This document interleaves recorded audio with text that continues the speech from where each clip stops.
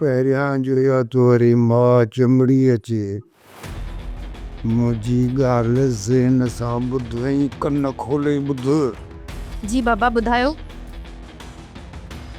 ॻाल्हि पुट इहा आहे त मां पुफे खां लखी रुपया रहिड़े चुको आहियां, पर हाणे जेॾी महिल बि पैसा थो घुरांसि न किनी थी वेठी थी करे। हाणे मूंखे टको ई कोन मिलंदो, मूंखे उमेद ई कान्हे। हाणे इहो कमु तोखे करिणो पवंदो। न बाबा न, पुफी त असली मूंखे हिकिड़ो रुपयो बि कोन थी ॾे। तूं त का सफ़ा वात पटी वियो, तूं मुंहिंजे चवण ते हल। हाणे तूं हीअं कंदी कर, तूं रोज़ानो सुबुह जो अलल सुबुह जो पुफे जे घर में वेंदी कर ऐं हुनजो कमुकार वञी कंदी कर। कमुकार कंदी हुअसि न तो ॾाढो ख़ुशी थींदी। पर हिकिड़ी ॻाल्हि जो ख़्यालु कजांइ, जेॾी महिल बि तूं इहे कमुकार कंदी वठंदीअ न, मिड़ई हुनजे मथां नज़र रखजांइ त केरु मिलेसि थो, केरु अचे थो, केरु वञे थो। पर ॿी ख़ासि ॻाल्हि, ख़ुदा न ख़ासा जेकॾहिं को ख़तरनाक प्रोग्राम ठाहे न ऐं तोखे ॿुधण में अचे, यकदमि तूं पुफे जे मथां ॿिया ॿधी चढ़ी वेंदासीं। उहो हिन करे असांखे ब्लैकमेल करण में आसानी थी पवंदी।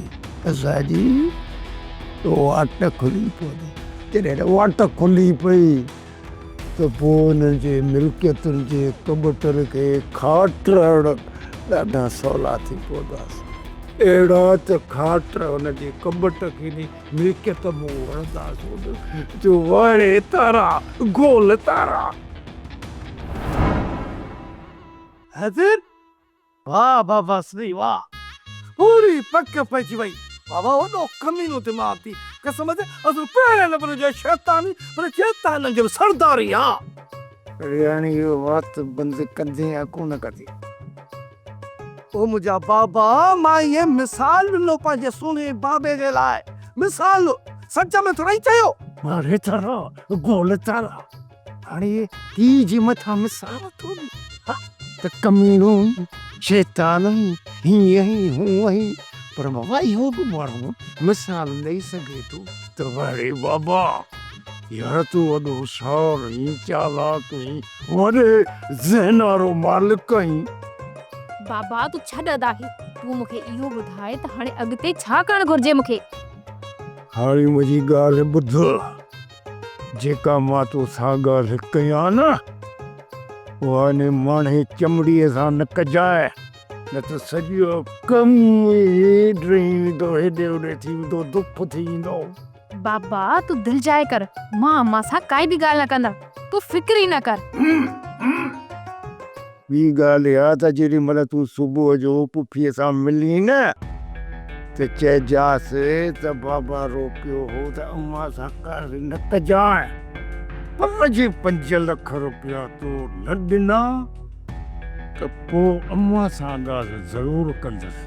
ठीकु ठीकु ठीकु। वधी जेकॾहिं न इहे 5 लख मिलनि उन्हनि मां त लख त मूंखे ॾिजां। अरे तूं लख काॾे कंदे?